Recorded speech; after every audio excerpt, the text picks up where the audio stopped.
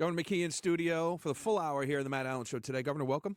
Yeah, thanks for the invite. I always appreciate you coming in. So we talked a little bit. We started in the last hour real quick with the homeless question. I had Jim Hummel on. He's been doing a 3-part series for the Journal and for the Hummel Report with regard to homelessness and the encampments and the advocates and whatnot. But this last piece, he talked about this, I guess, 14 years ago under previous Governor Chafee, I think it started. There was a 14-year-old or 11, it's a 14-year-old strategy to end homelessness. Through over time, Governor Raimondo comes in. It kind of falls apart. It gets all screwed up. It doesn't come to fruition. But there's been, I guess, he mentions in his story in the past 3 years alone between state and federal money, 83 some odd $million spent on homelessness in the state, and the problem's gotten worse. According to his story, I think it was originally the count back in before this whole thing, I think of the pandemic and whatnot, is about 1,100 people were homeless. Now we're looking at over 2,000 people. The problem's almost doubled. We talked about this, you and I, years ago. It's a couple of years ago when you first took over for Governor Raimondo, and people were saying there's encampments, everybody, there's not enough shelter beds, and you're like, where are they? And the advocates wouldn't tell you. They literally wouldn't tell you. And I remember looking at you going, you control the purse strings. Like they all take the state's money. How do you not have the ability to tell these people, you better tell me or you get no money? So you dealt with that. Tell everybody how you dealt with that part of it, and then we'll get into the current scheme of things. How have things changed since you came in? So housing is an important piece of the work that we're doing on our 2030 plan, and of course our Secretary of Housing. We have a no governance model that we've set up that actually put now my cabinet member, my secretary, got it in charge of housing in the state, and so from a broader sense, we're trying to increase production. We've increased the number of permits significantly since I've been a governor, and we're approaching almost 7,000 units that have been either built or in the pipeline. The homelessness issue is a part of that. It's a relatively small piece of it relative to the overall strategy that we have, but we are reorganizing through our housing office so that we are really managing the operations. And this year, everybody who was a provider signed agreements with us for accountability. This year, we're up, I think, 60%, 70% since I've been a governor in terms of shelter beds. We do a daily count of all the shelter beds that the state is involved in. Last year, we showed that there was no day that I'm aware of that a bed was not available to somebody who wanted a bed. Mm-hmm. That was the most important step, is like we got to save lives. And in the cold weather, the way you save lives is you put people into warm shelter. And we had emergency shelters. Like we had the coldest winter we've seen in a decade, and we were able to open up temporary centers for any level of overflow. So the attention that we're putting here is strong, and we're getting results. The advocates, I would say, and according to what I've gleaned from Hummel's report here, is that they want supportive housing. Like, you got to get rid of homelessness by having supportive housing, which I guess I imagine means, places for people, apartments for people to live in, with support services around them for drug addiction, mental health issues that they may have, things like that. They don't. I guess the shelter model doesn't work for them. They're like, because people don't want to go into them. There's problems. We've had story after story in the Journal for years about how they go into these places, people use drugs. They go in there, there's fighting, things get stolen. Sex offenders go into these shelters. I mean, you name all the problems that have come up over the years. Where are we in terms of support? Is that a strategy that is, or at least a tool that is in the toolbox of the housing secretary to get supportive housing built for people, to get them, I guess, permanently off the streets, so you don't have to worry about this stuff anymore? Well, the shelters that are opening up have a multi type of service level, but whether it's mental health, many of them have the food issues. I think that we're moving more towards a 24-hour strategy rather than an overnight strategy, because I think that's important. Just for the winter, you mean? Yeah, for the wintertime and year round. But but anyways, the idea that you could go into permanent housing right off the bat when it takes 2 or 3 years to build housing is not a realistic strategy. That's areas where I certainly bumped heads with the advocates relative to the fact that I felt as though you needed shelter first, to make sure that you keep people safe and alive. And then once you get the shelter down, then now you can start to work into some form of transition in housing. We're basically at that point right now, Matt, because like I said, we followed through on everything that is sheltered. I think there was close to 1,400 shelter beds this year. When I showed up, there was less than 800. And we're making sure that there's a safety valve for people who are looking for it. All these groups that go off and they advocate for the homeless, they provide services to the homeless. We talked about the pallet shelters with the House of Hope and all that. Are you satisfied with $83 million spent in the past 3 years on this stuff, that you're getting the results that Rhode Islanders are paying for? And what is it? How do you hold them accountable? Are you going to them and say, listen, you are in charge of feeding this many people, housing this many people? Does Secretary Goddard go into them and say, show me you did what you did? And if you didn't, we're cutting your funding off. Is that how it works? So all the agreements that we had this year were signed agreements with accountability built in. So I'll defer to Secretary Goddard on it, but right now we've restructured the way that we operate housing in the state of Rhode Island. And beforehand, there was none of that. No, before you came in, so they just took the money. They did whatever they wanted. Nobody saw if they were doing it the right way. They nothing. were pretty much self-monitored, and I think that that's something that we have addressed in a formal way, where the people who are really serious about helping people with homelessness are appreciating the fact that we are a lot more formalized on that than we were before. Has there been any homeless advocacy group or I don't know what you call them, contractor or whatever, that has been cut off because of a lack of performance that you know of? Not that I know of, because I happen to think that the people we're working with, the providers, are really providing a service that we need. But the accountability piece is in place. We're spending less money last year than we did the previous year because of the efficiencies that we're putting in. We're going to continue to do that.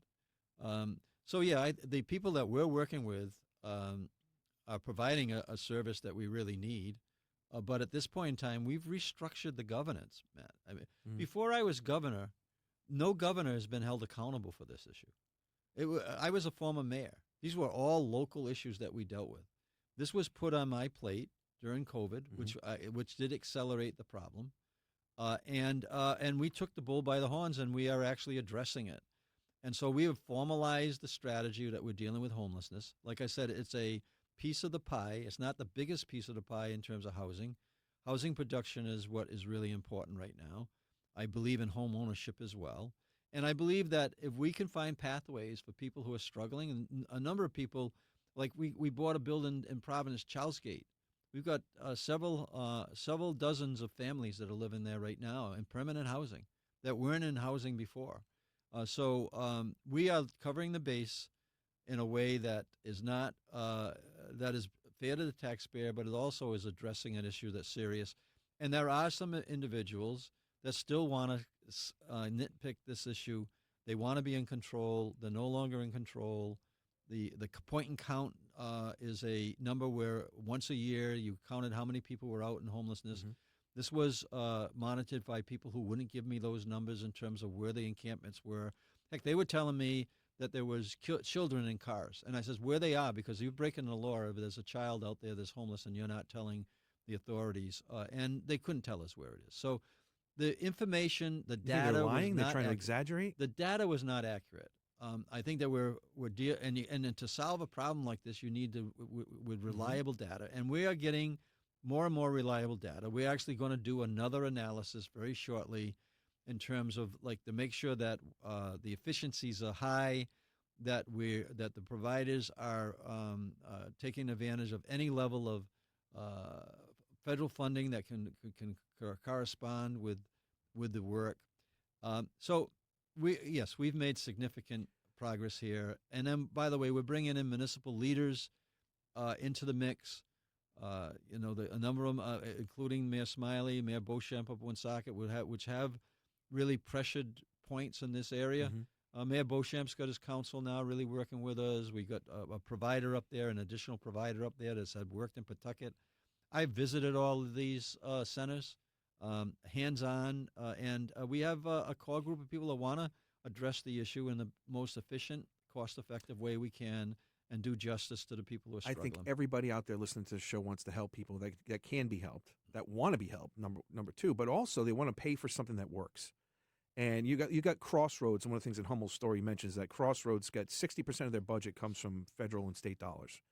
And they have an executive director or CEO, excuse me, makes almost $400,000 when you combine salary and benefits. They got 10 plus people on the staff there, make more than $100,000 a year.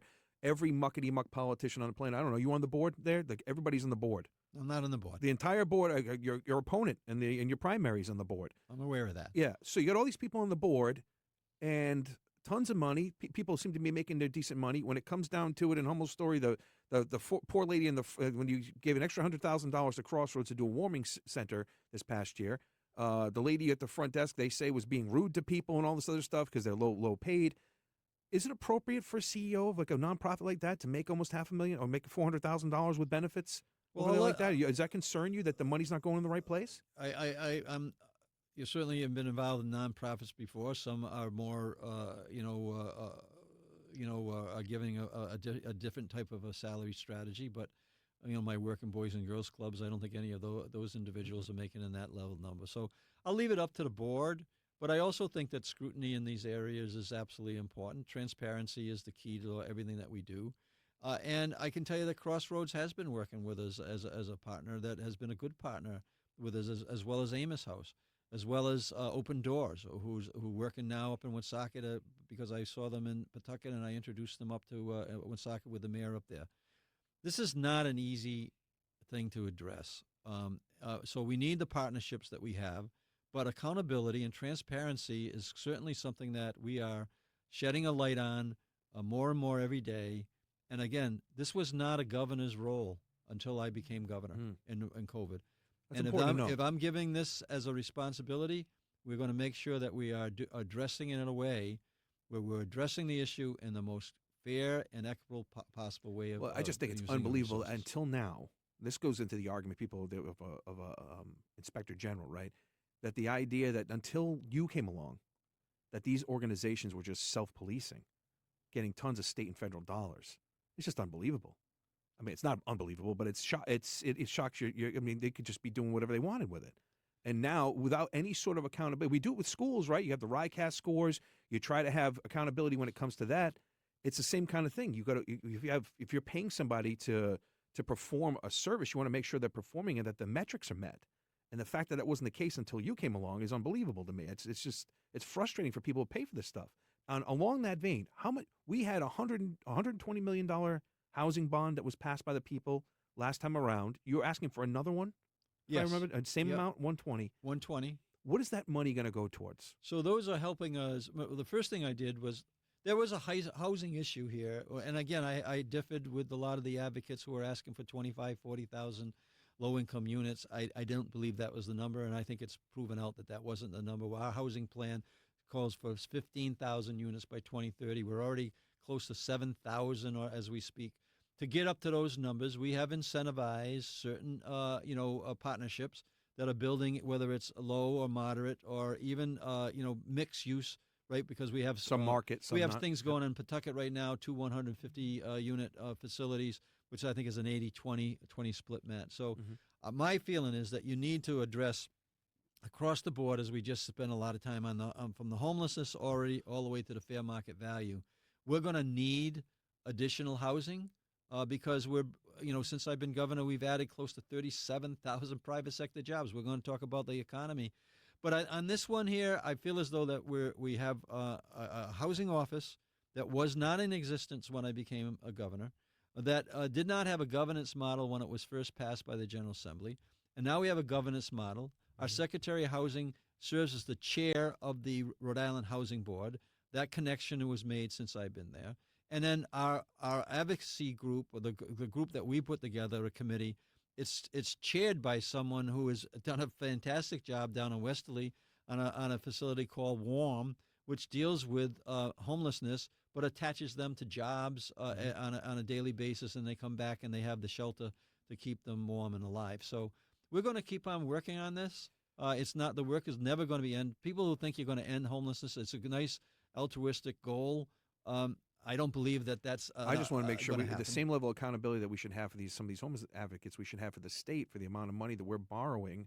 $240 altogether, $240 million in recent bonding to make sure that money's going to places that's actually producing housing. Well, it is, and we can show the numbers. Okay, right? good. Our building permits are up significantly. We'll have that data, I think later this week. But I can tell you, building permits are up, and we're also including all the state of Rhode Island in terms of this housing issue, and we can show geographically that virtually every part of the state is actually contributing into this housing production. And our Secretary of Housing in that office is actually managing this issue in a way that was not managed before. So yeah, we're getting value out of the $120 million. Remember, I put a serious amount of dollars into home ownership. I think first-time home ownership is a key, creating production, new, small type of homes that can help young people get into their first home. That's part of the plan as well. And then let them build their equity in a way that the ways that we're addressing it allows. All right, Governor McKee's in studio. We come back, we'll talk about the economy. We're going to talk about education. I want to ask you about some of the Second Amendment questions that have come up. You signed in an assault weapons ban last year. They're coming back for a second bite of the apple, not take them away from people. We'll ask a question about that when we come back next. Stay right there. All right, Governor McKee's in studio. Real quick, because this is a short segment. We'll get into the economy when we come back. I want to ask you about judicial nominations and whatnot, too. But let's do the firearm stuff.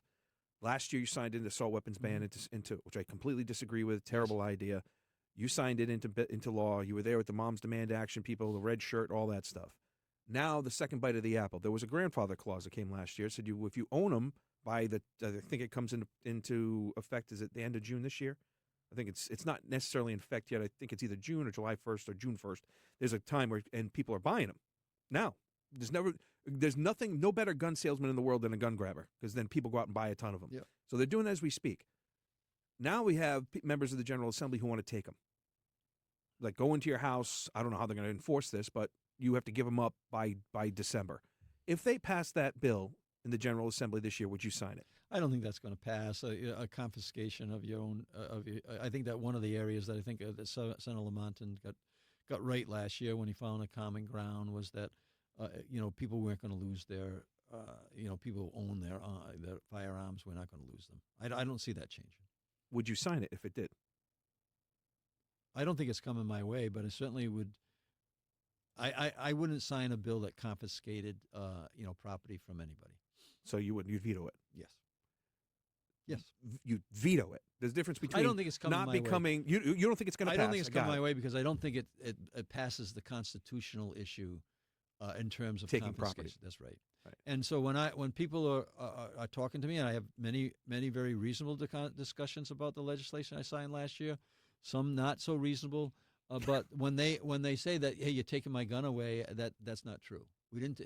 We took away the sale of certain guns in the state. So, but anybody who owned a gun at that point in time, we weren't taking away their firearm. All right, your finger's on the pulse. So, trusting your instincts, this is not going to pass. If some fluke by nature, all of a sudden they do, you will veto it, not let it become law without your signature, which you can do. If it's a law that confiscates a property that's against the Constitution, I'm not signing it, and I'll veto it.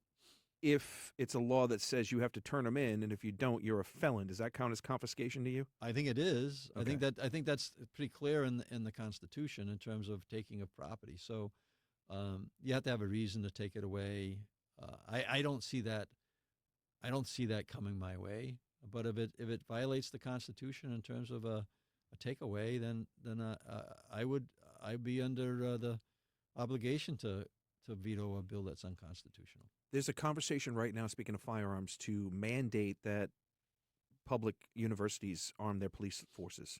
You've got URI does it already because the law right now just says you can if you want to. Mm-hmm. So I guess now Representative O'Brien wants to make it. He puts this in every year so that they have to. CCRI would have to do it. Rhode Island College would have to do it. Where do you stand on that?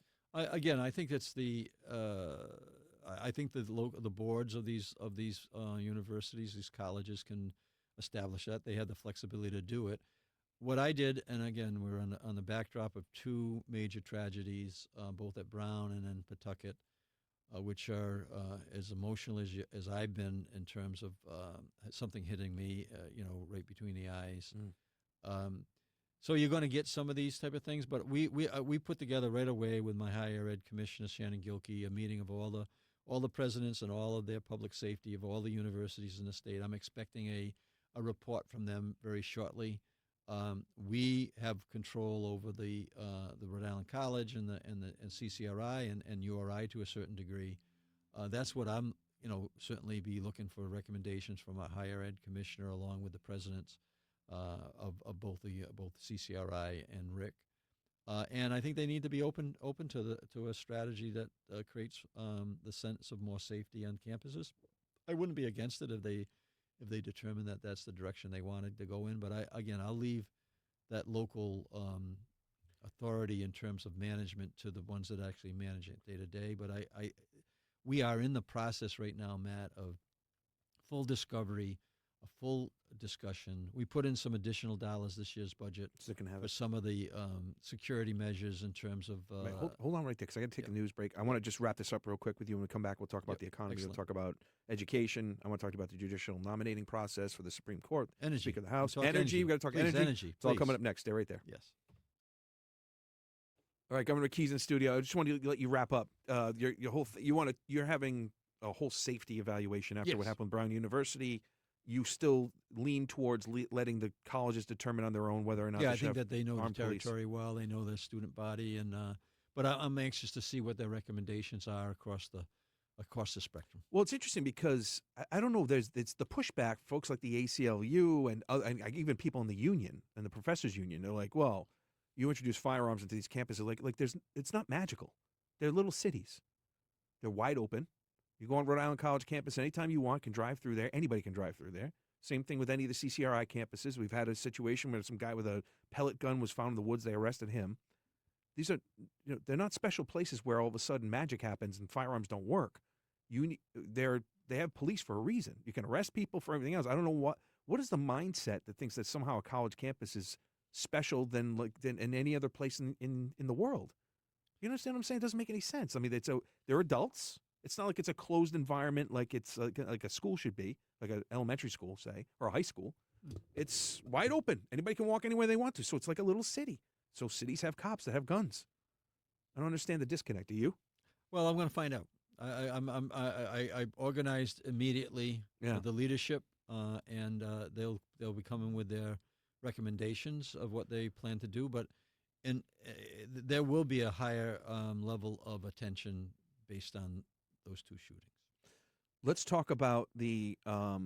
Before we get to the economy, because I want to get into that too. The judicial nominating process, specifically when it comes to the Supreme Court. We had a retirement. They're going to be people that apply. If I get the process correct, they apply. Judicial nominating process sends you a list of people. You get to pick from that list, and then it goes to the Senate for approval. There's word around the campfire is that the Speaker of the House is interested in that. There's a weird political dynamic here. He was a guy that was possibly going to run against you. He's determined he's not going to do that now. But now he's in charge of your budget, right? In part. He's got to negotiate a budget. He's got to run the General Assembly with all the inner workings of the machinations that go on with that. And while at the same time is rumored that he might be a guy who wants to be a Supreme Court justice. So talk to me about, would you consider him as and I think you've said this before, but just to reiterate for the audience. He's qualified. But again, the process has got to work itself out. Mm-hmm.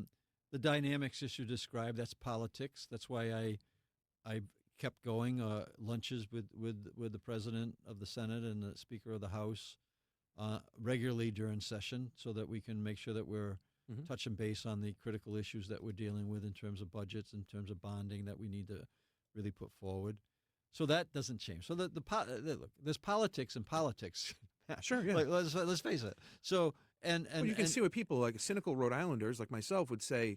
There's a deal being made. He dropped out of the race so he could become Supreme Court nominated, or there's a bunch of stuff the governor wants in his budget. Now he's going to hold that over the Speaker's head. You want to be a judge? You give me this, you give me that. Is any of that going on? You guys horse trading behind the scenes for a judgeship?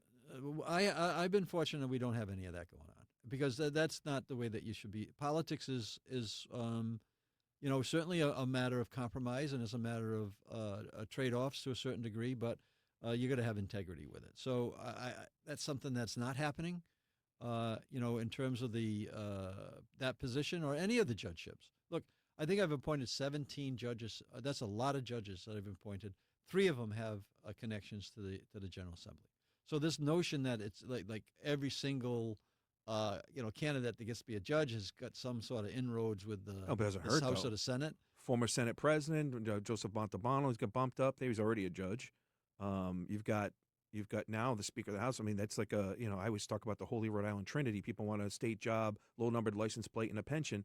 One of the one of the little pieces for somebody if you're a lawyer specifically and a member of the General Assembly, a lifetime appointment to the Supreme Court's a beautiful thing. That's a big honor, right? That's a big, you know, it's commensurate with the station with which you are your station, as well as the speakers. It's a big high stakes Judge thing. Montalbano, 45 years of legal practice. I mean, more than qualified. Mm-hmm. So yeah, you're going to get you're going to get some people who are going to feel that that somehow that it's just not on the up and up. But all I can tell you is that the Judicial Commission, I do not speak to them.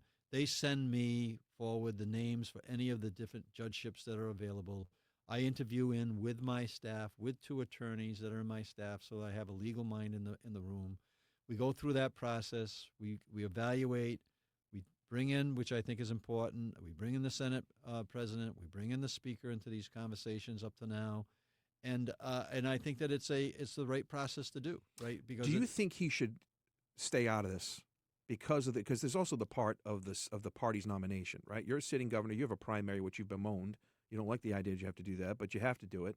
You got a sitting primary, and the Democratic Party can make the decision whether or not to endorse you, which comes with all kinds of financial commitments and all that stuff, and money, right?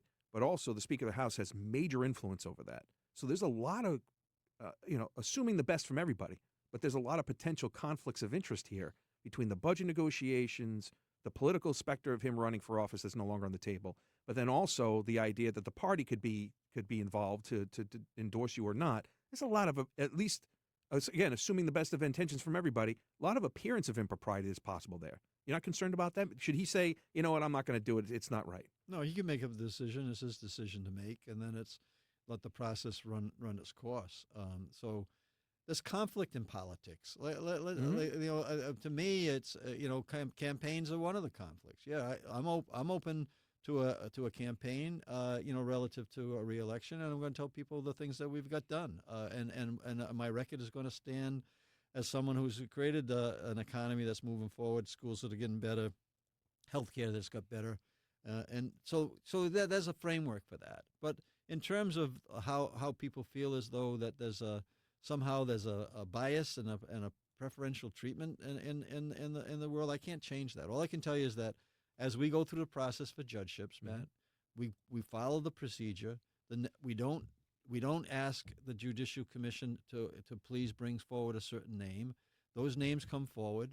We address them as fair as as possible, and we take everything into consideration relative to our what the courts need in this day and age, which they need to make sure that people who are living in our state are represented on that court. So we're going to continue to do that, whether it's this potential appointments coming up. I got 2 more appointments coming up right now that we're interviewing in right now, and we expect that will be taken care of before the end of the session. Let's talk about the Rhode Island economy. Usually, we've been sitting here in this weird place where we're thinking that we're going to be in a recession nationally. People are constantly predicting that. We've got the shock from the Iranian conflict now where the oil prices are going to go up. Every day the market's up and down. We seem to be, I think, staving off a recession so far. Len Ladaro, who's a URI economics professor, he's got his current conditions indexed. I haven't seen the latest one, but last we talked, he said it looked like Rhode Island might be headed towards a recession. What are you hearing from your end, and what are you seeing out there? What are the people you talk to about the economy out there, what are they telling you? Yeah, so I think the national issues clearly put a lot of pressure on this. The war in Iran is no different, and it's certainly creating additional costs of living, in particular reflected, like you say, in the gasoline prices. The tariffs are a situation that is clearly causing prices to rise, and then the issues that happen with the administration relative to Medicaid and relative to the SNAP programs. A lot of the programs that people in the state rely on, we're addressing to our ability in the budget. All those factors, and then you have Rhode Island. And Rhode Island has been this first in and last out of economic downturns historically. I've done everything humanly possible to avoid that. I just come back from Moody's meeting with them in New York and Fitch, and along with Standard & Poor's. They're holding on to a favorable rating for us right now as being and fiscally sound in terms of management. I had 2 upgrades with one of the rating agencies since I've been governor.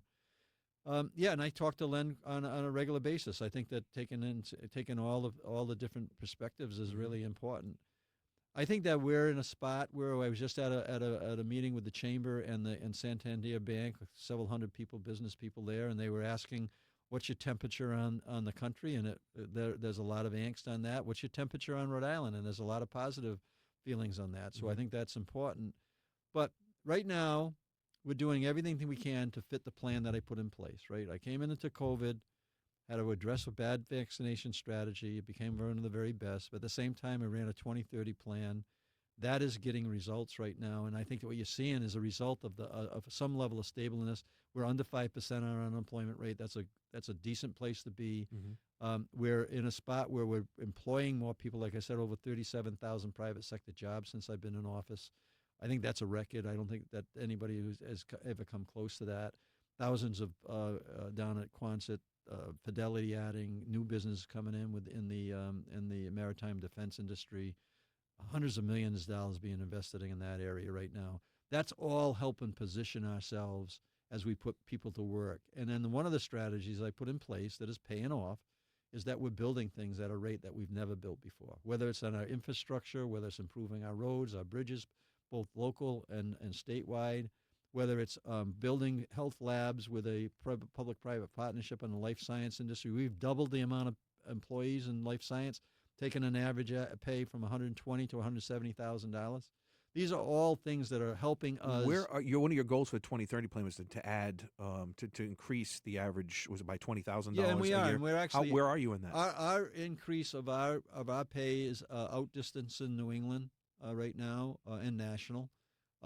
I don't know exactly where the gap is right now. We're certainly looking at that. But when we're adding jobs, we just added 375 jobs into the AAA insurance area that opening up in Lincoln, 20-some-odd thousand square feet, 375 jobs. We're working right now. Electric Boat is committed to thousands of more jobs, and we're looking at an expansion down at Quonset to do that. So we know down, for instance, in Quonset, you asked the question, we've gone from the mid-60s down at Quonset to the high 70s since I've been governor. That's a move in the right direction. So our goals is to help our kids do better and reach their potential, have families earn more money, have health care really to help keep us healthy. And then the piece that is affordability, right? Affordability. Let's talk about energy. I was talking about this energy. before you came in here today, how you're over there asking for, I consider it to be modest, because you promote it as something that it was $1 billion over several years. Mm-hmm.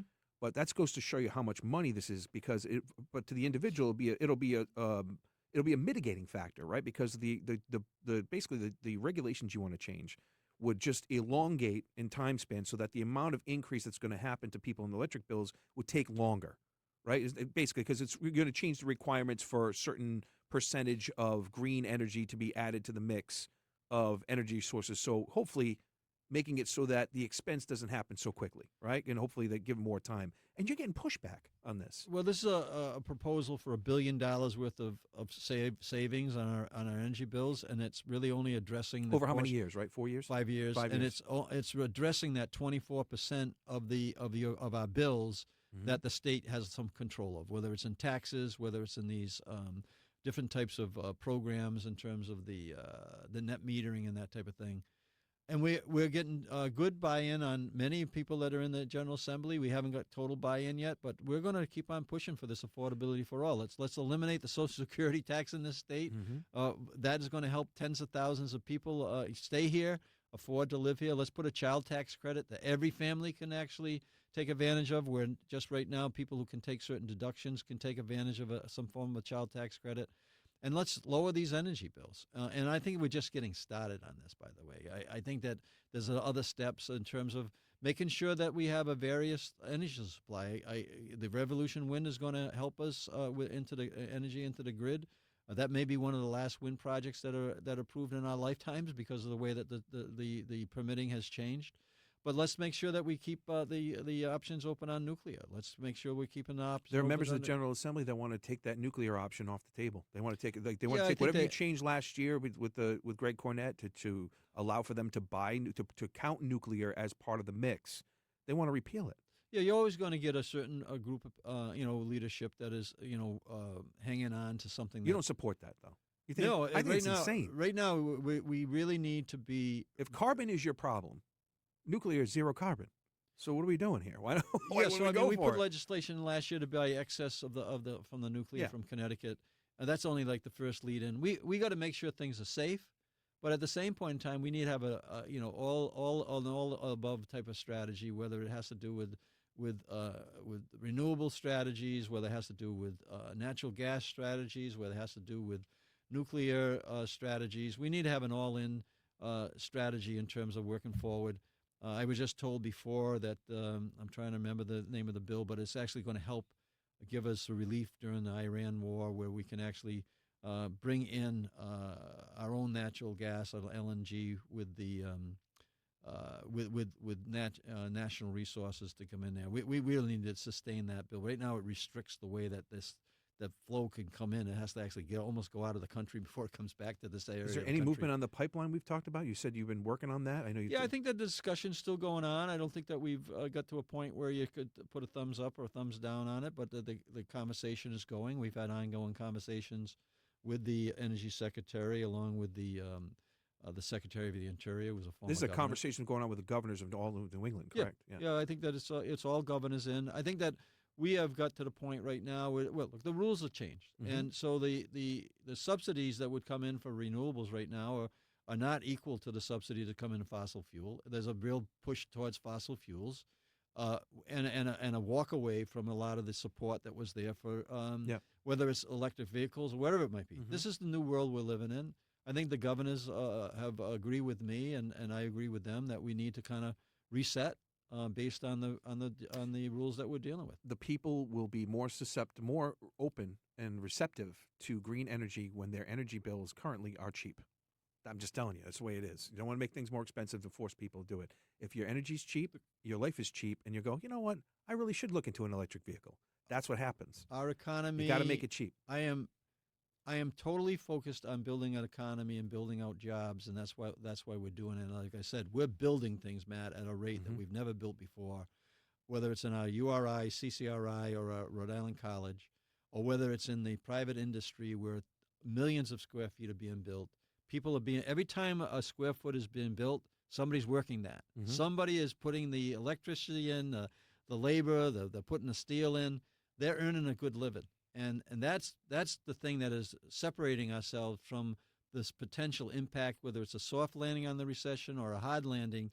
It all is dictated by how many people we're putting to work. And one of the remedies for us is to build things, because we have ignored that for far too long in our state. Nick, how much time do I have left? Because I have a question I want to ask the governor that I have no time. Okay, next time I'll ask you about it. It's an education question. It's more theoretical than it is anything else, but I'll ask you about it next time. Yeah, and ask me about the learning centers that are opening Yes. around the state and the progress we're making on our RICAP scores and national scores as well, that we're moving up dozens of spots because of the work that I'm putting in, along with partnership with Rhode and on higher education, both our commissioners, as well as the local municipalities. Next time we'll get to long form. Let's Governor. start with that. Yes. Can we start with that? Yes, we'll start with the next time. Because I think it's one of the most critical things that people really care about. Are we Yes. helping their kids? Yes. Well, Thank I am helping their kids. I appreciate you coming in. Thank you, Governor. Look forward to seeing you again next time. We'll take a break. Get ready for the Dan York Show coming up next. Okay.